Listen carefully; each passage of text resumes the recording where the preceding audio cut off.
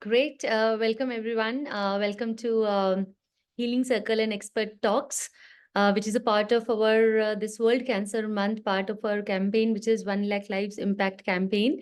And today we have a very special guest with us, very renowned medical oncologist, Dr. Shona Nag.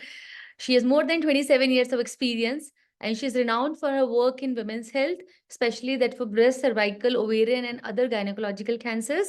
She has received the ISCR award in 2010 for the best research site, the GSK-ERI award for ethic research in breast cancer, and TOI award for Icon of Health, among many other awards that she has received. Her mission is to encourage everyone to understand cancer better, especially focusing on women. This webinar is a part of an initiative 1 Lakh Lives Impact campaign with the year's theme Close the Care Gap.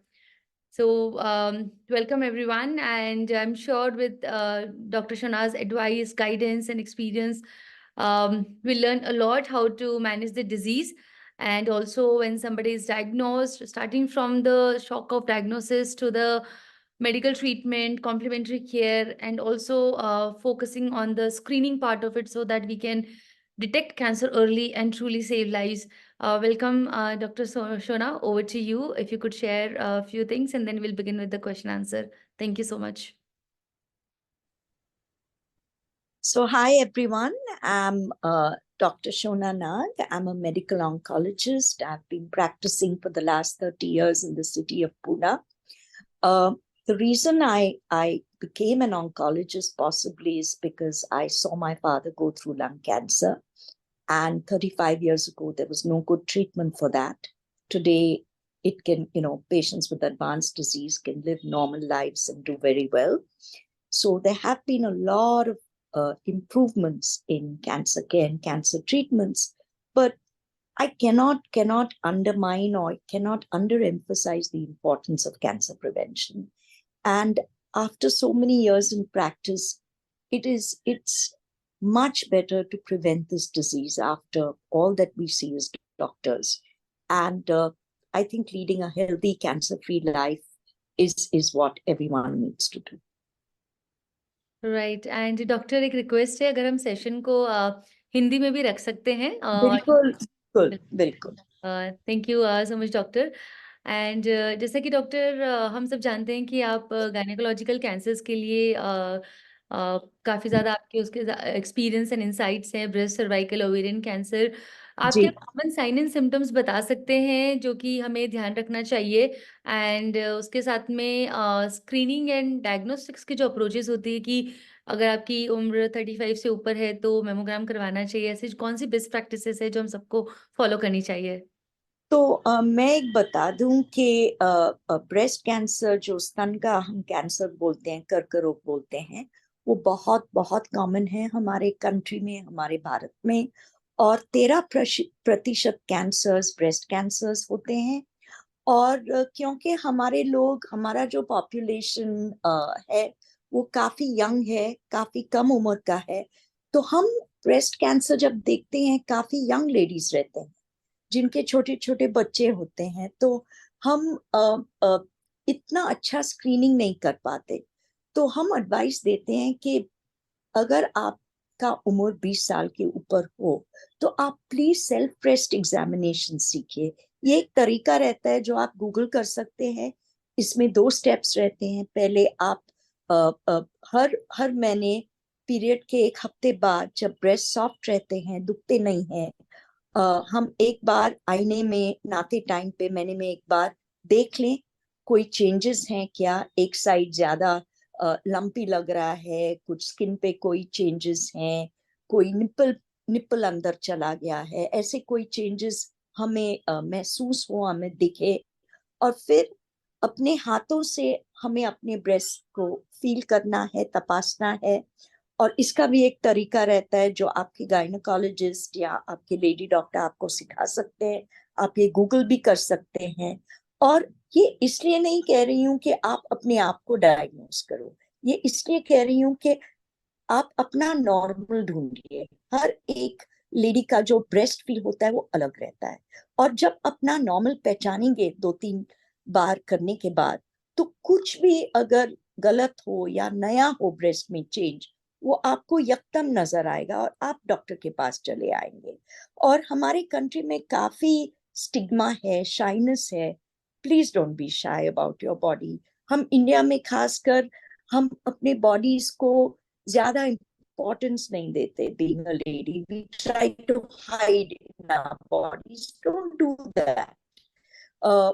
अपना अपना सेहत का ख्याल रखिए, and this includes taking care of your breast health. मैं दूसरी बात ये, so self breast exam is one. फिर 22 के बाद या 25 के बाद हर साल जब आप गायना चेकअप के लिए जाएंगे तो उनसे इंसिस्ट कर कीजिए कि मेरा ब्रेस्ट एग्जामिनेशन भी कीजिए। So this is called clinical breast exam. और जैसे मैम आपने कहा कि आफ्टर 35 और after 40 better do a baseline mammogram. एक मैमोग्राम कर लीजिए, लेकिन not a normal memo, a digital mammogram. ये बहुत इंपॉर्टेंट है क्योंकि नॉर्मल मैमो में कुछ दिखता नहीं है यंग एज में। डिजिटल मैमो में पिकअप हो जाता है। और ये 40 और 50 के बीच में 2-3 बार कर सकते हैं, लेकिन 50 एज के बाद हर साल करना चाहिए। सो it is very very important, क्योंकि जैसे उम्र बढ़ता है ब्रेस्ट कैंसर के चांसेस भी बढ़ते हैं।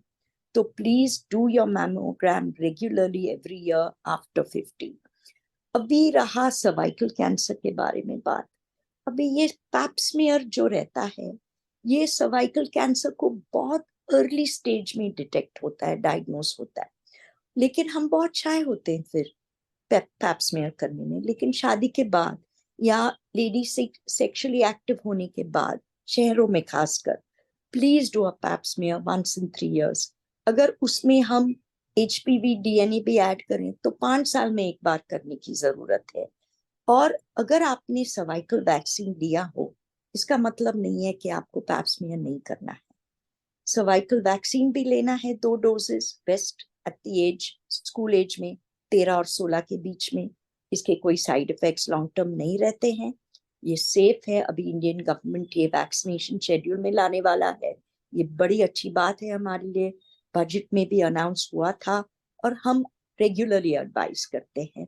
तो सर्वाइकल वैक्सीन लेना है और पैप्समियर 22 या सेक्सुअली एक्टिव होने के बाद टिल एज ऑफ 65। तो न भूलिएगा ये 2 चीज। अभी जो ओवेरियन कैंसर रहता है, ये अंडाशय का कैंसर रहता है, इसके लिए कोई अर्ली डिटेक्शन के लिए टेस्ट नहीं रहता। लेकिन हम नॉर्मली एक पेल्विक अल्ट्रासाउंड एडवाइस करते हैं, वो भी 22 के बाद हर साल करना है आपको। वजाइनल अल्ट्रासाउंड थोड़ा ज्यादा एक्यूरेट रहता है। तो ये थोड़े से टेस्ट हैं जो यूजफुल है। लेकिन जैसे मैंने बताया कि be aware of your body. कोई भी चेंज आपको नजर आया, दैट इज नॉट कोई भी, मतलब हैबिट में चेंज, मेंस्ट्रुअल हैबिट में कुछ अचानक चेंज, बाउल हैबिट में चेंज, कुछ जख्म हुआ बॉडी में, 15 दिन हो गए हील नहीं हो रहा है, मैं नहीं बोल रही हूँ कि कैंसर है। लेकिन अगर 1 हफ्ता 15 दिन से ज्यादा कोई भी बीमारी हो, कोई भी सिम्टम हो जो आपको तकलीफ दे रही है, तो please go to the doctor. It is very very important. Right. Thank you, doctor, for sharing that. And जो women 35 से कम एज की होती हैं, उनके लिए तो मेमोग्राम एडवाइस नहीं होता है। तो लेकिन यंग गर्ल्स को भी ब्रेस्ट कैंसर डायग्नोस होता है। इस जी, केस में वो अपना उन्हें कौन से टेस्ट करवाने चाहिए? तो हम यूजली एडवाइस करते हैं सोनोमैमो, जो सोनोग्राफर कैपी रहता है ब्रेस्ट का, लेकिन ये बहुत एक्यूरेट नहीं है। तो जो यंग लेडीज रहते हैं उनके लिए हम, अगर स्ट्रॉन्ग फैमिली हिस्ट्री हो, उनका कोई जेनेटिक इश्यू हो या जीन कैरियर हो ब्रेस्ट कैंसर का, जीन का नाम है ब्रैका, तो हम एमआरआई ब्रेस्ट एडवाइस करते हैं। ये यंग लेडीज में ज्यादा एक्यूरेट है। लेकिन हर किसी को एमआरआई करने की जरूरत नहीं है। राइट। आप एक अच्छा क्लिनिकल एग्जाम कीजिए, इसकी जरूरत है। ज्यादातर यंग लेडीज को फाइब्रोएडेनोमा, ये बिल्कुल सादी गांठ रहती है ब्रेस्ट की, गठन रहती है या गांठ रहती है, ये बिल्कुल मलिग्नेंसी में नहीं बदलता है। आजकल विमेन का लाइफस्टाइल बहुत बदल चुका है, डाइट बदल चुका है, ज्यादा चाय कॉफी, ज्यादा स्ट्रेस, वर्क फ्रॉम होम, ये सब चल रहा है। तो फाइब्रोएडेनोमास या फाइब्रोसिस्टिक डिजीज या निपल डिस्चार्ज बहुत कॉमन हो गया है यंग लेडीज में। तो 99% जो लम्प्स दिखते हैं यंग लेडीज में बिलो 35 वो कैंसर के नहीं रहते हैं, लेकिन चेकअप करें तो अच्छा रहेगा। राइट। आपने काफ़ी सही बताया डॉक्टर, क्योंकि क्वेश्चन हमेशा में आता है कि हम लोग जो यंग गर्ल्स होती हैं कि हम क्या कर सकते हैं, क्योंकि वो जब अपने अपने सर्कल में सुनते हैं 32 ईयर ओल्ड पर्सन है।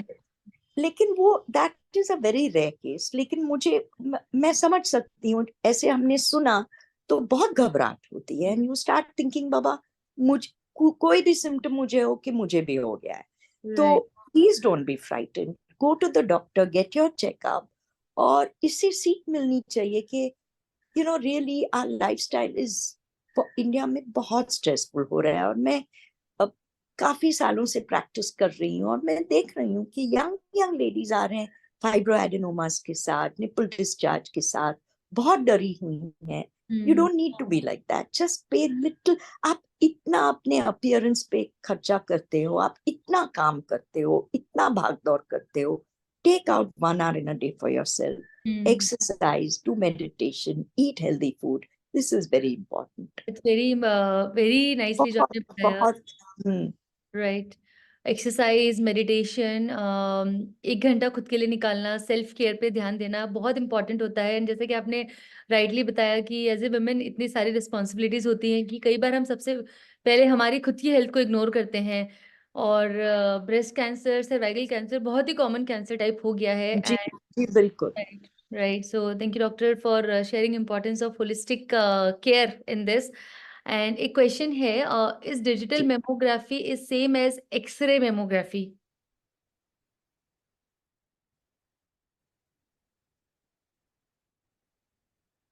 सो no, X-ray low resolution, digital mammo is a little, उसमें जो एआई रहता है और एआई इनेबल्ड रहता है, so it is little superior to an X-ray mammogram. और पुणे में बड़े बड़े हॉस्पिटल्स में जैसे कि Sahyadri, Ruby hall, Dinanath, Jehangir hospital, और काफी डायग्नोस्टिक सेंटर्स है जैसे स्टार इमेजिंग, जहाँ डिजिटल मैमोग्राफी आपको मिलेगी। Got it. एंड जब हम डिजिटल मेमोग्राफी और थर्मल मेमोग्राफी की बात करते हैं तो आप कौन सा, दोनों में डिफरेंस क्या है? एंड ज़्यादा एक्यूरेट कौन सा है, या फिर लोगों को तो कौन सा डिफरेंस करना चाहिए? नहीं, बहुत बहुत अच्छा सवाल पूछा है। ये जो थर्मल इमेजिंग रहता है, तो इस हिसाब से रहता है कि जहाँ ट्यूमर का टेम्परेचर और बाकी के ब्रेस्ट का टेम्परेचर से बहुत ज्यादा रहेगा, तो ये थर्मल में ये हाई टेम्परेचर से तकलीफ होते हैं, क्योंकि हमारा जो देश है बहुत गर्मी है यहाँ पे। तो थर्मल इमेजिंग और thermography will only work in cold countries, जहां आसानी से वो जो टेम्परेचर डिफरेंस वो नजर आ जाएगा। तो हमारे देश के लिए ये अप्रोप्रिएट नहीं है। बहुत फॉल्स पॉजिटिव मिलते हैं, बहुत फॉल्स नेगेटिव मिलते हैं, मिस होने के चांसेस बहुत ज्यादा है। और हमने एक्चुअली ये थर्मल इमेजिंग पे एक स्टडी कैरी आउट की है, और हमने 100 लेडीज को दोनों थर्मल इमेजिंग भी किया था और मैमो भी किया था, और कोई एक्यूरेसी ज्यादा नहीं दिखा ये थर्मल इमेजिंग में। तो please do not use it as a regular test, आप प्लीज मैमोग्राफी पे ही रिलाई कीजिएगा। Got it. Yes. Thank you, doctor. And a question here, how to assure my treatment is going in the right direction? तो अगर आप breast cancer treatment की बात कर रहे हैं, तो हमेशा मैं इनकरेज करती हूँ अपने पेशेंट्स को भी कि एक सेकेंड ओपिनियन ले लें, लेकिन take it from a good source. When I say good source, आप ऐसे मेडिकल ऑन्कोलॉजिस्ट या सर्जिकल ऑन्कोलॉजिस्ट को ढूंढिएगा जहाँ पे वो आपको मालूम है उनके प्रोफाइल से कि वो ब्रेस्ट स्पेशलाइज्ड है। एक और बताऊं कि ट्रीटमेंट ओपिनियंस के लिए एक टाटा हॉस्पिटल ने एक सर्विस शुरू किया है, उसका नाम है नव्या। ये NAVYA है, और यहाँ पे आप सब अपनी रिपोर्ट्स अपलोड कर सकते हैं, और आपको वही बीमारी, वही कैंसर टाइप का स्पेशलिस्ट मिलेगा, और आपको कुछ 7 या 8 हजार फीस भरने पड़ते हैं, और आपको एक expert opinion within 24 to 48 hours मिल जाएगा। तो ऐसे एक्सपीरियंस साइट्स है जहां आपको स्पेशल ओपिनियन मिल सकता है, और आपको कॉन्फिडेंस मिल सकता है कि हाँ, मेरी ट्रीटमेंट राइट तरह से चल रहा है। Thank you doctor. काफी अच्छा लगा एक डॉक्टर से सुन के कि सेकेंड ओपिनियन लेना चाहिए, इम्पोर्टेंट होता है। कई बार पेशेंट अपने डॉक्टर से रेजिस्टेंस शो करते हैं कि मैं अपने डॉक्टर को कैसे बताऊं कि मुझे सेकेंड ओपिनियन लेना है या फिर मैं ले रही हूँ। So it's very good to see कि आपने इसके बारे में ओपनली बताया कि it's no, you have to be open, you can not ऐसे पर्सनली नहीं लेना चाहिए। अगर किसी को भी हम कुछ लॉ का प्रॉब्लम हो गया या कुछ बिल्डिंग का प्रॉब्लम हो गया, तो हम सेकंड ओपिनियन तो लेते हैं ना, क्योंकि कैंसर ऐसी बीमारी नहीं है कि सर्दी खांसी है। Okay, it's a tough disease. तो मैं ये नहीं बोल रही कि थर्ड फोर्थ फिफ्थ ओपिनियंस ले लो, लेकिन सेकंड ओपिनियन लेने में कोई प्रॉब्लम नहीं, बिल्कुल। Okay, thank you doctor. And यहाँ पे एक क्वेश्चन आया है भी जी। अबाउट यस, सो दैट वो बीच में कोई पार्ट सुन नहीं पाए थे, या फिर तो मैं सबको मेंबर्स को बताना चाहती हूँ कि रिकॉर्डिंग उसके बाद में अवेलेबल रहेंगी। आप ये वापस रिकॉर्डिंग देख सकते हैं अगर आपने लेट ज्वाइन किया है। मैंने हमारे सपोर्ट ग्रुप का लिंक भी चैट में शेयर किया है, सो उस सपोर्ट ग्रुप पे हम इसका वीडियो का रिकॉर्डिंग शेयर करेंगे, आप उसको एक्सेस कर सकते हैं। Thank you doctor. मेन में भी ब्रेस्ट कैंसर हो सकता है, इसकी अवेयरनेस भी बहुत कम होती है, सो उनके जी, लिए कौन से टेस्ट या फिर क्या सेल्फ असेसमेंट टेक्निक्स हो सकती हैं? तो मेन में ऐसा स्क्रीनिंग कुछ नहीं रहता, क्योंकि मेन के जो ब्रेस्ट के साइज हैं बहुत छोटे हैं। तो वो यकदम एक जख्म जैसे दिख जाता है निपल के साइड पे। तो उसके लिए कोई मैमोग्राफी वैमोग्राफी तो रहती नहीं है, वो तो दिख जाता है। और पेशेंट्स पेशेंट डायरेक्टली आ जाता है दिखाने के लिए, और समझ में आता है वो देख के कि बाबा ये एक गठन है या गांठ है। कभी कभी वो अल्सर भी रह जाता है वहां पे, तो सुपरफिशियल होता है बहुत। और हम्म। जो सर्जरी मेल्स में रहता है वो तो मैस्टेक्टमी ही रहती है, लंपेक्टमी का तो ऑप्शन ही नहीं है लंप निकालने का। और मेन का ब्रेस्ट कैंसर काफी रेयर होता है, और अगर देखो तो 2 या 3% of all breast cancers are male breast cancers. लेकिन इसमें एक 10 या 15% का जेनेटिक बेसिस रहता है, ये अनुवांशिक जैसे बोलते हैं रहता है। और इनमें हम हमेशा ब्राका टेस्ट करते हैं। हम्म। मैं एक स्टोरी शेयर करना चाह रही हूँ कि एक बहुत यंग लेडी आई थी मेरे पास, बेचारी 20 बरस की थी, अभी तक कॉलेज में थी, और उनको ब्रेस्ट कैंसर हुआ। अभी ये एज में बहुत अनफॉर्चुनेट है जो हुआ था। तो इसका मैंने जेनेटिक टेस्ट किया, ये बिल्कुल ठीक हो गई है। और जेनेटिक टेस्ट में निकला कि बाबा ब्राका जीन है उसका। 3 महीने बाद उसके डैडी आए मेरे पास, और उसको ब्रेस्ट कैंसर हुआ था। तो डैडी ने बेटी को दिया था, बेटी को पहले हो गया, और डैडी को जब वो 50 या 60 बरस के थे तब उनको हो गया। तो ये पूरा फैमिली अफेक्ट हो गया था। अभी दोनों बिल्कुल ठीक है। तो ऐसे भी होता है कि मेल्स में होता है ब्रेस्ट कैंसर, लेकिन काफी रेयर है। और जैसे लेडीज को हम ट्रीट करते हैं सर्जरी, कीमोथेरेपी, रेडिएशन, वही ट्रीटमेंट चलता है मेन, और सक्सेस रेट भी अच्छा। Thank you doctor for sharing these insights, क्योंकि इसके बारे में काफी कम अवेयरनेस होती है। And right, I am sure ये काफी लोगों को हेल्प करेगा। जी। Yeah, there's a question, doctor. Hi, ma'am. I'm 33-year-old, detected with breast CA in the year 2022. Early stage, mastectomy done, ji. chemo 6 ji. done, targeted therapy 17 done, and ji. post all these, it's been more than 2 months. I've not got my periods. Is there anything you suggest? And after 3 months follow-up visit, my doctor suggested what has to be done. Please guide. तो आपका as 32 था जब आपका diagnosis हुआ था। आपका HER2 positive tumour था, क्योंकि आपको 17 डोज टारगेटेड थेरेपी के मिले, आपका ट्रीटमेंट बहुत अच्छा हो गया है। ये कीमोथेरेपी की वजह से आपकी ओवरीज जो है सो गए, और जो लोग 35 से कम रहते हैं उनके पीरियड्स वापस आने के चांसेस हाई होते हैं, 60-70% होते हैं। लेकिन ये यकदम वापस नहीं आते कीमो के बाद, कभी कभी साल भर लगता है।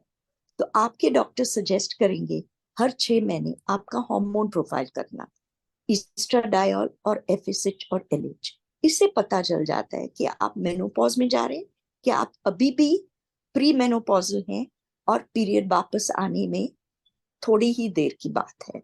So most likely you will get your periods back. HER2 positive tumours जो होते हैं यूजुअली जेनेटिक बेसिस नहीं होता इनका, और एज के हिसाब से फिर भी हम जेनेटिक टेस्ट एडवाइस करेंगे, लेकिन ब्राका जीन सिर्फ 2% में मिलेंगे, आप 2% में मिलते हैं आपके ट्यूमर टाइप में। और आपके ट्यूमर टाइप में जो अर्ली ब्रेस्ट था उनका क्योर रेट बहुत बहुत हाई है, तो प्लीज घबराइएगा मत। Yeah, thank you, doctor, for answering this. Um, Right. Doctor, when we talk about treatment side effects, तो ट्रीटमेंट के साथ में साइड इफेक्ट्स भी होते हैं। जी, एंड हाँ, आप अपने व्यूज एंड एक्सपीरियंस शेयर करेंगे कि integrative oncology and holistic care से कैसे उनको मैनेज किया जा सकता है और वो ट्रीटमेंट रिकवरी में कैसे हेल्प करता है। तो मैं एक बताना चाहती हूँ कि ये जो 25-30 साल हो गए कीमोथेरेपी देके देके बहुत बदल आ गया है। जैसे कंप्यूटर्स भी इतने प्रोग्रेस हो गए हैं, अभी एआई बेस्ड टेक्नोलॉजी है, सोशल मीडिया है। हमारे टाइम में तो कुछ नहीं था। तो वैसे भी अभी उल्टी उल्टी नहीं होती है पेशेंट को, ब्लड काउंट्स कम नहीं होते हैं, कॉम्प्लिकेशन रेट कीमो के साथ बहुत कम है आजकल। जैसे मेंशन किया प्रीवियस पर्सन ने, टारगेटेड थेरेपीज बहुत रहते हैं, कीमो का पावर कम कम होते जाते हैं, साइकिल्स भी कम होते हैं। तो आजकल पेशेंट फ्रेंडली हो गया ये ट्रीटमेंट। और होलिस्टिक बात की जो रहती है, हम ऑलवेज इनकरेज करते हैं पेशेंट्स को कि कीमो के टाइम पे आप प्लीज फिजिकल एक्सरसाइज करिए, आप हेल्दी ईटिंग हैबिट्स, ऐसे नहीं कि कुछ फैट पे जाओ और मिलेट्स खाओ और कार्बो कम कर, ऐसा कुछ नहीं। But we encourage high protein diet, we encourage washed fruits and vegetables, हम encourage high fibre, no white sugar, ऐसे हम एडवाइस देते हैं पेशेंट्स को। फिर मेडिटेशन, रेकी, एक्यूप्रेशर, योगा, ये सब बहुत बहुत यूजफुल है कीमो के टाइम पे। ये भी प्रूव हो गया है कि जो लोग एक्सरसाइज, हल्का एक्सरसाइज करते हैं कीमो के टाइम पे, उनका थकान कम होता है कीमो से, साइड इफेक्ट नौशिया कम हो जाता है। और होम्योपैथी भी हेल्प करता है। अगर आयुर्वेद लेना है तो please avoid bhasma of any kind. जड़ी बूटी ठीक है, लेकिन we usually recommend it for after the chemo is over. तो ऐसे हमारे जो नेचुरोपैथी है वो टेक्निक्स भी बहुत अच्छे रहते हैं। So there is no harm in doing a holistic approach, there is no harm in doing taking counselling, attending support group, फिर आर्ट थेरेपी, कोई भी हॉबी आप ले लो, कीप योर माइंड ऑक्यूपाइड। तो हम ये सब इनकरेज करते हैं पेशेंट्स के लिए। And at times we get this request कि पेन हो रहा है या फिर सोने में दिक्कत आती है, तो कुछ केसेस में मेडिकल कैनबिस भी ली जा सकती है, तो आप Of उन course. आपकी So क्या। I shouldn't be saying this online, but now cannabis is legal. It is sold as drops. It is sold as a roll-on, and इनका एक dose रहता है. But please buy it through a prescription from your doctor. And there is one site that I can recommend because I know the person. He is growing it legally in India and he's marketing it. Products बहुत अच्छे हैं, बोहिको करके है, and he's licensed. So you can get your products from a known distributor, and there is no harm in taking some cannabis. Absolutely. Definitely we have seen, so हमारे जेनोनको के जो patients हैं पिछले 3 साल से मेडिकल कैनबिस ले रहे हैं। एंड जी, शायद हाँ, सो हमने खुद का ब्रांड निकाला विद, जैसे आपने बताया कि लीगली होना जरूरी है, डॉक्टर प्रिस्क्रिप्शन होना चाहिए, जो भी यस। रोबोटिक्स के रूल्स होते हैं वो सब फॉलो होने जी चाहिए, जी एंड जी। प्रोसेस को रेगुलरली फॉलो करना जरूरी है, और उसको बिल्कुल। यस। सो एंड हमने देखा है लोगों को पेन में, सोने में, एपेटाइट स्टिमुलेशन में बहुत हेल्प मिलता है। So thank you doctor for absolutely. Sharing that, thank you. Absolutely. Right doctor, एक क्वेश्चन है, इनफैक्ट सेम मेंबर का क्वेश्चन है जो 33 ईयर ओल्ड है। Any medicine you will suggest post treatment for HER2 positive?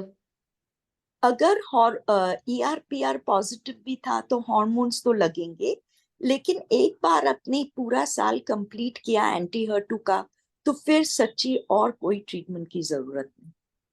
You don't need anything more unless your ER PR positive. फिर hormones लेने पड़ते हैं 5 साल के लिए या 7-8 साल के लिए। Otherwise ER PR negative HER2 positive के लिए और कोई ज्यादा ट्रीटमेंट नहीं लगती। Right right, thank you doctor. एक रिकरेंस का केस है, फैमिली हिस्ट्री है। जी My ji breast CA is treated completely 6 months back, but even my sister had got the same in 2016. Ji. Just 6 months back, she got ovary and uterus cancer. Her हाँ, BRCA2 gene is active. Mine, HER2 is negative. Is there any chance if recurrence of the same to me as well? Mine ERPR is तो positive. So if the sister is BRCA2 positive, तो आपको ही भी अपना BRCA2 check करना चाहिए। ये मैं पहली बात कहूंगी आपको। तो वो चेक करने के बाद ही समझेगा कि आपको, क्योंकि BRCA2 में क्या रहता है, BRCA जीन्स में क्या रहता है, ब्रेस्ट कैंसर का रिस्क तो रहता ही है, ओवेरियन कैंसर का रिस्क भी रहता है, और पैनक्रियाज और अदर रेयर कैंसर्स वो छोड़ दो, ब्रेस्ट ओवरिया मोस्ट कॉमन। तो अगर सिस्टर को ओवरी हुआ है, आपको ब्रेस्ट हुआ है, तो आपको आगे चल के ओवरी नहीं होना चाहिए। इसलिए BRCA2 आप में भी है कि नहीं वो चेक करना है। ये सिंपल ब्लड टेस्ट है, 3 ml लेते हैं ब्लड का, और 3 हफ्ते में रिपोर्ट आ जाता है। और Okay. आपको वो ही जीन टेस्ट करना है, पूरा BRCA2 जीन नहीं टेस्ट करना है, वो ही म्यूटेशन या चेंज टेस्ट करना है जो आपके सिस्टर में मिला था। That's very helpful doctor. In fact जब ऐसा होता है कि जब हमें पहले से पता होता है कि फैमिली हिस्ट्री है एंड जी। मेरे को भी होने के चांसेस हैं, तो एक क्वेश्चन है कि क्या उस केस में पहले से ब्रेस्ट निकाल देते हैं, पहले से ओवरीज निकाल देते हैं, सो क्या वो सही अप्रोच है, या फिर इसको कैसे डील कर सकते हैं? तो मैं एक बता दूं आपको कि जो रिकमेंडेशंस हैं, तो BRCA टेस्टिंग में क्या होता है, 2 जीन्स है, BRCA1, BRCA2। BRCA1 और BRCA2 में दोनों में ब्रेस्ट कैंसर का रिस्क काफी हाई है। BRCA1 में ओवरी कैंसर का रिस्क 40% है, 2 में 20% है, लेकिन रिस्क है और ये लाइफ टाइम रिस्क है। तो जब हम BRCA पॉजिटिव, यूजली जब डायग्नोसिस के टाइम पे, आजकल अप्रोच ब्रेस्ट कैंसर का थोड़ा अलग हो गया है, क्योंकि इंडिया में हमको थोड़े बड़े बड़े ट्यूमर्स मिलते हैं, लेडीज एकदम फॉरवर्ड नहीं आती हैं डायग्नोसिस के लिए, या बगल तक पहुंचता है, तो हम पहले कीमो देके वो श्रिंक करते हैं और फिर हम सर्जरी करते हैं। तो जब हम कीमो शुरू करते हैं या टारगेटेड थेरेपी शुरू करते हैं, वही टाइम पे हम BRCA टेस्टिंग भेजते हैं यंग लेडीज में, या ट्रिपल नेगेटिव ट्यूमर में, या स्ट्रॉन्ग फैमिली। कुछ क्राइटेरिया रहते हैं, जिस जो क्राइटेरिया प्रेजेंट हो तो ही हम BRCA टेस्ट भेजते हैं। तो सर्जरी के टाइम पे 2 चीज है। यस, वर्ल्ड वाइड रिकमेंडेशन है कि मैस्टेक्टमी करो, और ऑपोजिट साइड का भी मैस्टेक्टमी करो, और ये अमेरिका में लोग बिंदास करते हैं, बायलैटरल ब्रेस्ट निकालते हैं, रिकंस्ट्रक्शन करते हैं। लेकिन इंडिया में ये इतना एक्सेप्टेबल नहीं है कल्चरल। तो हम क्या बोलते हैं, अगर लेडी बहुत यंग, तो अपना चाइल्ड बेरिंग खत्म करो, अपना शादीशुदा नहीं हो तो शादी करके बच्चे उसके बाद देखेंगे ब्रेस्ट का। तब तक इंटेंस सर्वेलेंस, मतलब MRI मैमोग्राफी करते हैं, और बच्चे होने के बाद ओवरीज भी रिमूव करते हैं। तो ये सर्जरीज प्रिवेंटिव सर्जरीज बोलते हैं, ये रेकमेंडेड है, लेकिन हमारे कल्चर में इतना एक्सेप्टेबल नहीं है। तो हम थोड़ा मॉडिफाई करके अपने हिसाब से हम ये सजेशंस करते हैं पेशेंट्स के साथ। राइट। एंड डॉक्टर, बहुत काउंसलिंग लगता है इसके लिए। Right right right, and culturally acceptable नहीं है, बट अगर कोई करना चाहे तो क्या उन्हें ऑप्शन है हमारे पास। लेडीज हैं जो बायलैटरल मैस्टेक्टमीज करके बायलैटरल रिकंस्ट्रक्शन करते हैं, बायलैटरल ओवरीज रिमूव करते हैं, तो दोनों का रिस्क ऑलमोस्ट जीरो हो जाता है ये करने से। तो राइट? ऑप्शन है। Okay, thank you doctor. क्योंकि काफ़ी बारी क्वेश्चन रहता है हमारे मेंबर्स को कि क्या हम ऐसा कर सकते हैं, और क्या इतना नॉर्मल और कॉमन अप्रोच है इस तरीके से करना? सो नहीं, कॉमन नहीं है। इसके लिए काफी मीटिंग्स लगते हैं सर्जन के साथ, ऑन्कोलॉजिस्ट के साथ। Woman has to be mentally prepared, alright. और एक रिस्क कैलकुलेटर रहता है, हर एक केस अलग रहता है। और वो रिस्क ब्राका में भी रिस्क कैलकुलेटर रहता है, ब्राका पॉजिटिव में। तो आपका एग्जैक्ट रिस्क, अगर आपने सर्जरी नहीं किया तो आपका वापस आने का रिस्क क्या है, ये हम आपको कंप्यूटर थ्रू बता सकते हैं। फिर आपको एक इन्फॉर्म डिसीजन लेना है पूरा फैमिली के साथ। तो it is not a easy, करना है तो कर दिया, ऐसा नहीं। You have to right. Carefully, maybe have 1 or 2 meetings, psychologically be prepared, husband has to be prepared, so all this has to be worked out. Right. Thank you, doctor. And doctor, when you talk about emotional wellness and willpower's role, cancer treatment की recovery में, सो पहले तो treatment के जब आप diagnose होता है तब शॉक जो होता है इनिशियल डायग्नोसिस का, फिर जब ट्रीटमेंट शुरू होता है वो जी। ट्रीटमेंट का डर और उसके साइड इफेक्ट्स, एंड उसके बाद पोस्ट रिकवरी और उसके बाद में रेमिशन के अंदर रिकरेंस का जो फियर होता है, और उसी दौरान इस पूरी जर्नी में एक स्ट्रॉन्ग विल पावर और इमोशनल मेंटल स्ट्रेंथ लेके चलना, उसका रिकवरी में आपने अपने एक्सपीरियंस पे पेशेंट्स के आउटकम्स में क्या डिफरेंस देखा है? सो बेसिकली जो पेशेंट्स बहुत बहुत नेगेटिव होते हैं बिगिनिंग में, उनको ज्यादा प्रॉब्लम होता है, साइड इफेक्ट्स भी होता है, रिकरेंस भी होता है। जो पॉजिटिव एटीट्यूड रखते हैं, और ये बहुत डिफिकल्ट है, बहुत आसान है कहना बी पॉजिटिव, डोंट वरी, वो, but come on man, it's life और डेथ, यू आर वरीड। हमको अपनी चिंता रहती है, परिवार की चिंता रहती है, बच्चों का क्या होगा, ये वो।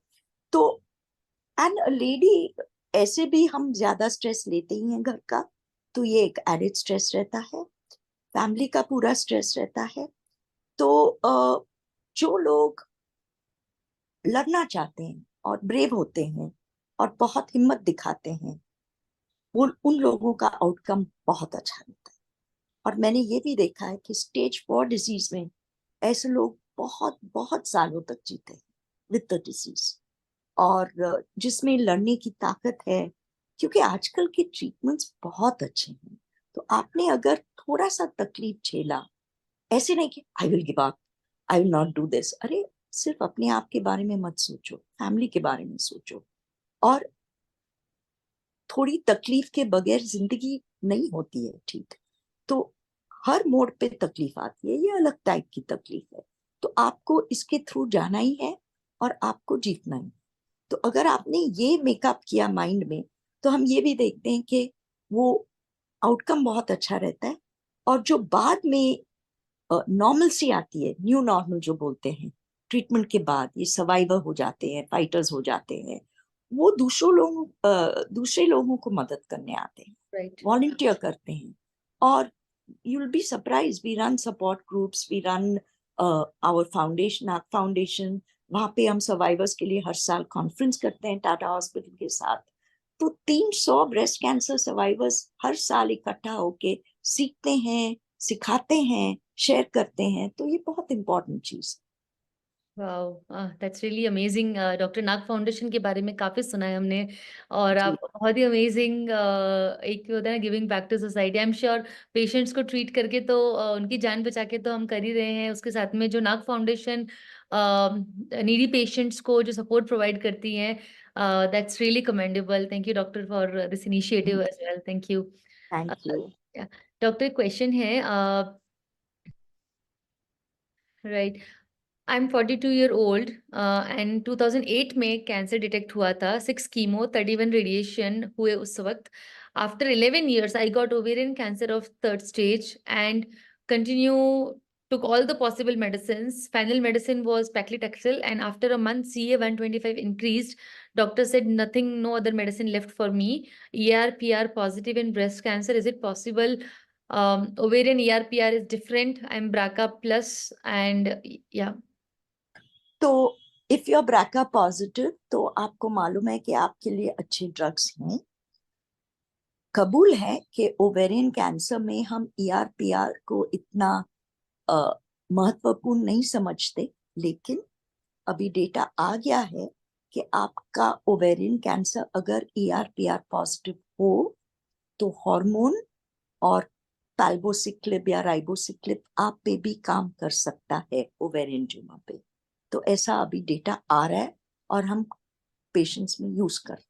Okay, thank you doctor. And doctor, ये रिसर्च कितने टाइम में अपडेट होती है कि पहले डेटा नहीं था और अब हमारे पास डेटा है? कितने अरे हम्म, हर 6 महीने मैम न्यू डेटा आ रहा है, हर 6 महीने में मीटिंग्स रहते हैं और हमें बहुत पढ़ाई करनी पड़ती है अभी भी।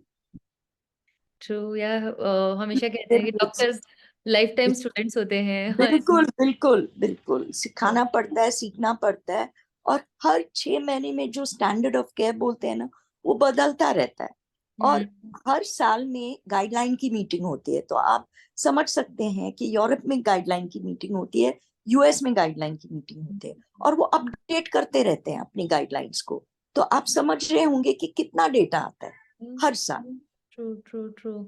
Thank you doctors. इस केस में पेशेंट्स अपने डॉक्टर से मे बी साल में एक बार पूछ भी सकते हैं कुछ लेटेस्ट आप एडवांसमेंट्स हुआ 100% पूछना ही चाहिए कि कुछ नया आया है, कुछ अवेलेबल है, कुछ एविडेंस आया है और प्रोग्रेस हुआ है, पूछना चाहिए। है। Thank you doctor. काफी काफी ज्यादा हेल्पफुल था ये इन्फॉर्मेशन, क्योंकि अगर हमें एक बार बता दिया जाता है कि ऑप्शंस नहीं है, सो हम उसी के साथ फिर हमेशा जीते। इट्स वेरी न्यू इन्फॉर्मेशन की रिसर्च अपडेट होती रहती है 6 महीने, एक साल में, और हमें वापस से रेमिशन में तो डॉक्टर से पूछ सकते हैं कुछ कर सकते हैं क्या। यस काफी यस। helpful है ये। Thank you doctor. क्वेश्चन है, mother was diagnosed with breast cancer second third stage in 2015. Treatment was done for 9 months, 6 chemo and surgery, and 2 more chemo, 25 radiation, 5 year tamoxifen hormone therapy. Ji. Unfortunately, recently 10 years after her health started degrading, scan किया तो पता चला कि breast cancer की जो cells थी वो lungs, liver and opposite collar bone में चली गई हैं। स्टेज 4 है। Being ER PR positive, they have given hope for treatment but not cure. Suggest what basic test we should go for better treatment options. No, तो जैसे मैंने बताया कि ये जो ईआरपीआर मैंने नहीं बताया है कि ये जो ईआरपीआर पॉजिटिव डिजीज है, ये 10 साल लेटर भी आ सकते हैं, 15 साल बाद भी आ सकता है। हमने केसेस देखे हैं, क्योंकि मम्मा को 5 साल के टमॉक्सिन दिया था और उनके उसके बाद काफी सालों तक ठीक रही, तो उनको अभी 2 गोलियां सजेस्ट करेंगे और किया होगा, लेट्रोजोल और पैल्बो राइबो या अबेमासिक्लिब। इससे वो कम से कम 4-5 साल अच्छी तरह जी सकती है। पहले ऐसे पेशेंट सिर्फ 1-2 साल निकालते थे, आजकल हम देख रहे हैं लिवर में हो या लंग में हो, तभी भी ये अच्छी तरह 3 से 5 साल तक अच्छी तरह जी सकते हैं। और अगर 2 साल बाद फिर से इंक्रीज हो जाए बीमारी, फिर और कुछ नया है, अगर फिर से इंक्रीज हो तो और कुछ नया है। तो 4-5 ऑप्शंस तो मैं अभी ही सोच सकती हूँ इनके लिए। तो डोंट गिव अप। ठीक है, 100% क्योर तो नहीं होगी, लेकिन काफी सालों तक जिएगी ये right correctly. Right right right. Doctor, जब ये ईआरपीआर केसेस में जब 10 साल बाद वापस आ सकता है और हाई चांसेस हैं, क्या हम पहले से ऐसा कुछ नहीं कर सकते हैं तो कि मैं आपको बताऊंगी कि अभी हमें मालूम पड़ा है कि ईआर, जैसे आपने बिल्कुल सही कहा, कि ईआर पीआर पॉजिटिव में जो लेट रिकरेंसेस हैं, जो 10 साल 15 साल बाद आते हैं, वो अभी हमें मालूम है। तो आजकल हम सिर्फ 5 साल के लिए टमॉक्सिफेन नहीं देते, हम 10 साल के लिए देते हैं। पहले हम हार्मोन थेरेपी सिर्फ 5 साल के लिए देते थे, अभी 7, 8 या 10 साल के लिए देते हैं। तो वो जो रिलैप्स होने वाला है 10 और 20 बरस के बीच में, वो नहीं होता। Okay. So you understand, by increasing the duration of the first treatment, you are preventing the later recurrence. Right ऐसा हो राइट गया अभी। तो ये एक्सटेंडेड हार्मोनल थेरेपी बोलते हैं इसको। तो हम राइट। ये करते हैं आजकल। Very helpful, thank you doctor. Right, एक क्वेश्चन है कोलन कैंसर के ऊपर है। जून 2023 में कोलन कैंसर डिटेक्ट हुआ था। I have gone surgery, doctor did not prescribe chemo, only observation. Lab last Feb CEA 2.34, haemoglobin 10.5। Anything ji, I can do to be cautious? Please don't worry, आपका stage early होगा 1 या 2, इसलिए doctor साहब ने chemo की जरूरत नहीं समझी। एज कितना है मैं जानना चाहूंगी। अगर एज बहुत यंग है तो इनके लिए भी एक जेनेटिक टेस्ट मुनासिब होगा। डॉक्टर ने सजेस्ट किया होगा कि कोलोनोस्कोपी सर्जरी के 1 साल बाद करना है और फिर हर 3 साल करना है। और इनका जो CA टेस्ट है हम हर 3 महीने करते हैं 2 साल के लिए। और अल्ट्रासाउंड भी हर 3 महीने करते हैं 2 साल के लिए। तो ये हम फॉलो अप ऐसे करते हैं पेशेंट्स के। डॉक्टर, उसके ऊपर मेरा एक क्वेश्चन है कि जब हम लोग CA और अल्ट्रासाउंड की बात करते हैं, सो मेरे हस्बैंड को कोलन कैंसर था। जी। वो 25 ईयर्स के थे तब, और उनका ट्रीटमेंट बस 25। या ओ हाँ, हम लोग we were studying at IIM Calcutta and was diagnosed, तो माय गॉडनेस। राइट, बहुत हाँ। सडन था। और तो उन्होंने पहले रेडिएशन किया, फिर सर्जरी, जी। APR सर्जरी, एंड जी। उसके बाद में कीमोथेरेपी हुआ, और जी। लास्ट साइकिल हुआ। और उसके बाद में नेक्स्ट वीक हमने तुरंत जब डॉक्टर से मिले, CA भी कंट्रोल में था, तो उन्होंने डॉक्टर ने बोला सब कुछ ठीक है, बट क्योंकि तब हम हस्बैंड वाइफ नहीं थे, क्योंकि अब आप शादी करने वाले हो, तो आप एक काम करिए, बस MRI करवा दीजिए। जी। तो जी। उन्होंने उसी वक्त MRI करवाई, जो कि ट्रीटमेंट के मोस्टली साथ में ही करवाई थी। तो उस वक्त पता चला कि इट्स ऑलरेडी स्टेज 4 और काफी सारे ऑर्गन्स में फैल चुका है, माय और गॉडनेस। कि passed away within 6 months। तो क्या CA हमेशा एक्यूरेट रहता है, क्योंकि अल्ट्रासाउंड भी ये हम करवा बहुत, रहे थे? So this is a very good question. Usually CA recurrence में हेल्पफुल होता है मैम।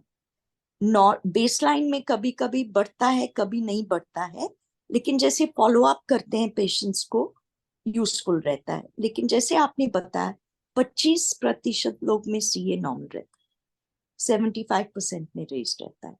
तो वो 25% लोगों में यूजफुल नहीं रहता है CA। हम्म। फिर भी रिकमेंडेशन है करने के लिए, इसलिए करते हैं।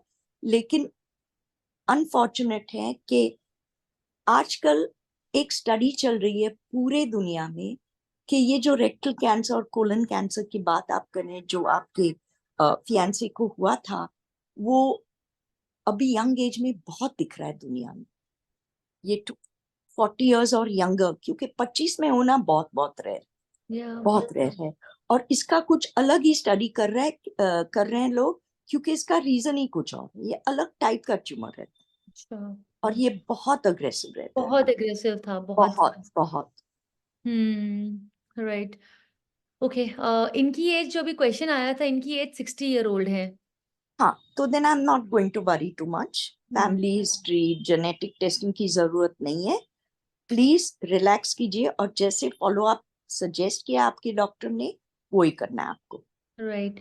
एंड डॉक्टर, एक क्वेश्चन है दीपक जी का कि वो एक्स केयर गिवर हैं ब्रेस्ट कैंसर जी। के, जी। एंड अगर वो कैंसर कोच बनना चाहते हैं नाग फाउंडेशन के साथ में, आपने बताया कि आपका सर्वाइवर्स का सपोर्ट ग्रुप है, तो वो कैसे कर सकते हैं? So then he needs to just get on, अपना वेबसाइट है nagfoundation.org। तो उस पे अगर आपने एक ईमेल छोड़ा अपने लिए या मैसेज छोड़ा, we will get back to him and we will involve him in our support activities. ठीक है। Thank you so much doctor for sharing that. And doctor, जब हम केयर गिवर्स की बात करते हैं कैंसर ट्रीटमेंट जी। में, और जब वुमेन को कैंसर होता है, तो बिकॉज वो पूरा घर देखती हैं, बच्चों का, हस्बैंड का, इन लॉ सबका, तो उस वक्त उनको जो सपोर्ट चाहिए होता है, जो उनको शायद अपने हस्बैंड से या फिर घर वालों से मिलेगा, उसके बारे में आप उनको क्या सजेशंस देना चाहेंगे, केयर गिवर्स को, फैमिली को? तो मैं एक कहूंगी कि जो मैंने इंडिया में देखा है, जो फैमिली सपोर्ट है वो बहुत बहुत स्ट्रांग है। और यूजली हस्बैंड्स या मदर इन लॉज या बहन सब छोड़ के आ जाते हैं पेशेंट के लिए केयर करने के लिए। तो हमारे यहाँ इतनी तकलीफ नहीं होती है। मैं हमेशा एडवाइस करती हूँ, प्लीज आप किचन का काम छोड़िए, आप एक मेड रखिए, कुक रखिए, और उससे आपको बहुत आराम मिलेगा। फ्रेंड सर्कल काफी लोगों का बहुत स्ट्रांग फ्रेंड सर्कल है। जब मैं ऑस्ट्रेलिया में ट्रेन कर रही थी, you won't believe it, ladies आते थे कीमो के लिए अकेले, खुद को ड्राइव करके आते थे। और मैं उनसे पूछती थी आपका फैमिली का है? नहीं, हस्बैंड चल बसे, बेटी को 2 साल से देखा नहीं है। मैं क्या है, मैं कहाँ आ गई हूँ? कोई फैमिली सपोर्ट नहीं था। यहाँ तो पेशेंट्स आते हैं, उसके पहले 5 रिलेटिव अंदर आ जाते हैं, और मुझे हमेशा कुर्सियां लगानी पड़ती हैं सबके लिए, और फिर हम साथ में बैठते हैं। तो आई am not worried about the Indian support system, बहुत स्ट्रांग है, टचवुड। या और प्रॉब्लम कभी कभी ये आता है ना कि आजकल बहुत लोग अब्रॉड सेटल हो गए हैं, तो उनके जो ओल्डर पेरेंट्स हैं वो यहाँ रह जाते हैं। अगर उनमें से एक को कैंसर हो गया तो काफी प्रॉब्लम रहता है। मुझे ऑन कॉल रहना पड़ता है, फिर वीडियो कॉल रहता है, फिर व्हाट्सएप ग्रुप्स बनाते हैं because they are worried about their parents. फिर कभी कभी पेरेंट्स को हेल्प नहीं मिलता, तो then that becomes a issue. फिर एक को आना पड़ता है, दूसरों को आना पड़ता है, डिसीजन मेकिंग में प्रॉब्लम्स हो जाते हैं, तुरंत ट्रीटमेंट शुरू नहीं होती है, so that becomes a problem sometimes. Got it. Thank you, doctor, for sharing that. And last few remarks here. I hope हमने सबके questions answer किए हैं. Chat में काफी सारे questions हैं. Thank you for participating and asking your questions जो बाकी लोगों को भी help करेंगे. And मैंने यहाँ पे 3 links share किए हैं. एक support group का link है. एक जो वर्ल्ड कैंसर मंथ का हमारा 1 लाख लाइव्स इम्पैक्ट कैंपेन है, जिसके अंदर फ्री ऑन्को न्यूट्रिशन प्रोग्राम हम प्रोवाइड कर रहे हैं पेशेंट्स एंड केयरगिवर्स को, वो उसका लिंक है, आप रजिस्टर कर सकते हैं और बाकी पेशेंट्स को भी आप शेयर कर सकते हैं, सो दैट सब लोग उसका पार्ट बन सकते हैं और बेनिफिट ले सकते हैं। और एक प्रोजेक्ट दिशा का लिंक मैंने शेयर किया है, जहाँ पे आपको कैंसर कोच बनाया जाता है, जिसमें लर्निंग, ट्रेनिंग एंड सर्टिफिकेशन होता है, ताकि आप बाकी पेशेंट्स एंड केयरगिवर्स को गाइड कर सकते हैं, उनके लिए उनको एक दिशा प्रोवाइड कर सकते हैं। And lastly, thank you so much, Dr. Shona Nag, for joining us and sharing a lot of good insights. जो आपने इतना प्रैक्टिकल टिप्स बताया, लोगों की क्वेरीज को आंसर किया, एंड स्क्रीनिंग के ऊपर, इमोशंस के ऊपर, होलिस्टिक लाइफस्टाइल के ऊपर, फैमिली के ऊपर आपने इतना अच्छा नॉलेज शेयर किया. We are really grateful for this amazing insight and we look forward to more knowledge sharing sessions with you. Thank you so much, Dr. Shona. Thank you. Thank you. Thank you. Bye. Thank you, everyone. Bye.